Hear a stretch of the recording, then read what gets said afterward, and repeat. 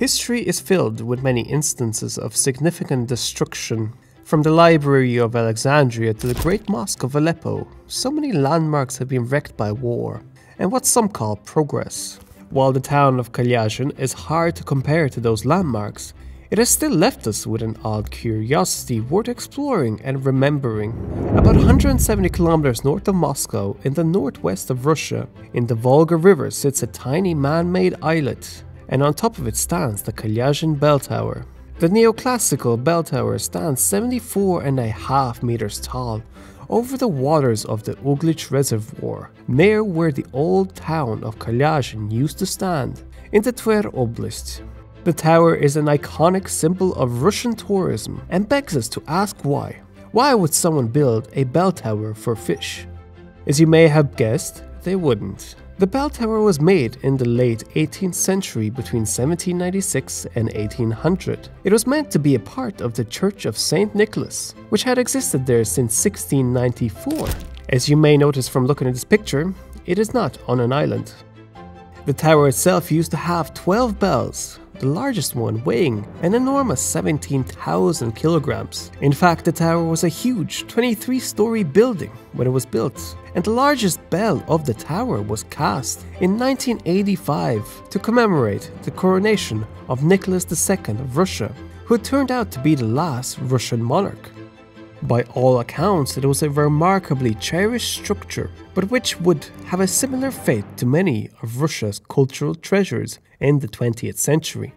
The USSR came to life in 1922 after many years of hardship following the Russian Revolution, and the monarchy was toppled by the new Bolshevik government led by Vladimir Lenin. Lenin's death in 1924 gave rise to Stalin, who came to power leading the way to the USSR's post-war economic recovery. As a part of this recovery, the nation committed to a multitude of major infrastructure projects that were intended to benefit the growth of the new nation. Oftentimes, these projects required sacrifices like the alteration of huge swathes of terrain, cutting down ancient forests, destroying fertile lands, or even the flooding of towns and villages. And this came to be known as the Great Construction Projects of Communism. The biggest of these projects were hydroelectric stations that fed the newfound appetite of the Soviet Union with power. Others were canals, which were used to connect distant parts of Russia with sea coasts and to facilitate the movement of goods. In other words, Joseph Stalin and his comrades did not hesitate to destroy portions of Russia for the benefit of the establishment of the communist state. Their plans for building a better society meant erasing everything that was considered archaic, especially religion. The so-called godless 5-year plan established in 1928 gave local cells of anti-religious organizations new tools to disestablish religion. Churches were closed and stripped from their property, as well as any educational or welfare activities. Leaders of the church were imprisoned and sometimes executed on the grounds of being anti-Bolshevik. The few clergy who remained were replaced by those deemed to be sympathetic to the regime. Sacked churches, synagogues and mosques were transformed into anti-religious museums of atheism, where exhibits of clerical cruelty sat alongside crisp explanations of scientific phenomena. Icons and relics were stripped of their mystique and treated as ordinary objects. So it would be an understatement to say that churches and places of worship were no longer considered to be of any worth in the new Soviet Republic. Therefore, when the suggestion for the creation of the Uglich Dam came up, the idea of preservation of Kalyazin and its monastery was unlikely to even be brought up. The construction of the Uglich hydroelectric station began in 1935 and was finished in 1939. The project was initiated to facilitate the Volga River with better boat traffic and also to give a firm basis for a modern power plant. As was customary for all Soviet Union projects, it was mostly done on the backs of Gulag prisoners. The dam is about 40 kilometers upriver from Old Kalyazin, the surroundings of which, as you may have guessed, got drowned as the area filled up with water.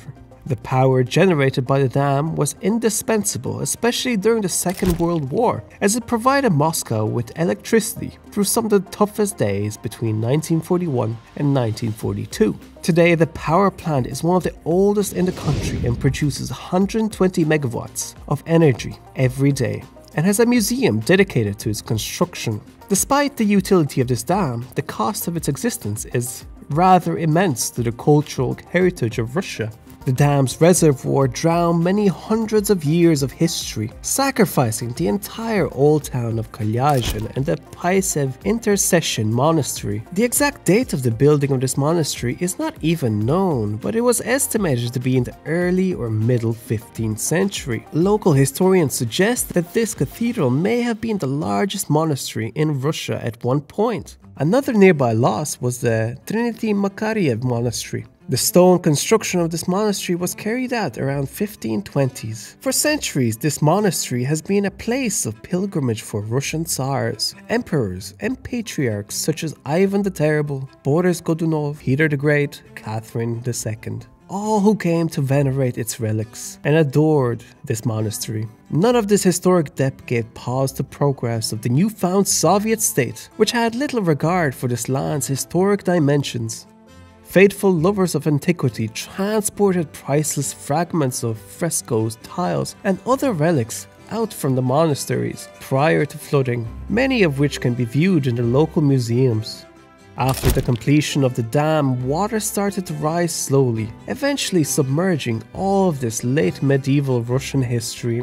The surrounding reservoir has an average depth of 5 meters, but reaches as far as 23 at its deepest point. Many similar cases of historical destruction can be found in the Soviet Union's history books, and the survival of the Kalyazin bell tower therefore is somewhat of a miracle.